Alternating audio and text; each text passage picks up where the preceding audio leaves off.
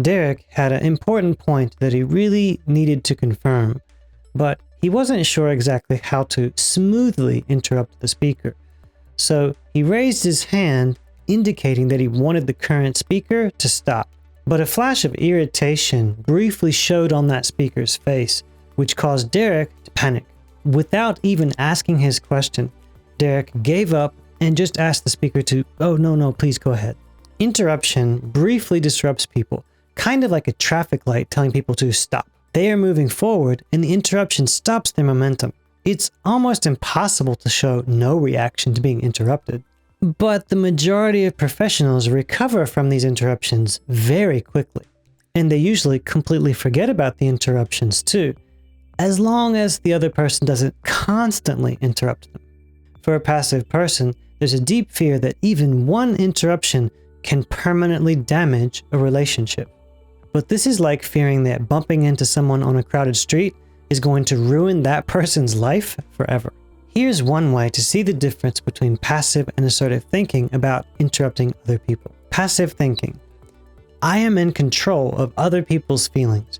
If I interrupt them, they will not feel okay and they will not be able to recover. Assertive thinking. I am not in control of other people's feelings. If I interrupt them, they will probably be fine and recover on their own. This doesn't mean that you should be cold or uncaring. If you interrupt poorly, you may need to apologize. If you interrupt too much, you may need to apologize. But it's important to see the impact of interruptions a little bit more realistically, as mosquito bites and not deadly viper attacks. Creating your own metaphors is a great way to recover, and it also shifts your automatic thoughts as well. Here, I used a metaphor that feels accurate to me based on my experience, namely that interruptions are more like mosquito bites than deadly viper attacks. Mosquito bites are mildly annoying, but easy to ignore and forget. Interruptions are not like deadly viper attacks, capable of ripping apart a business relationship in an instant.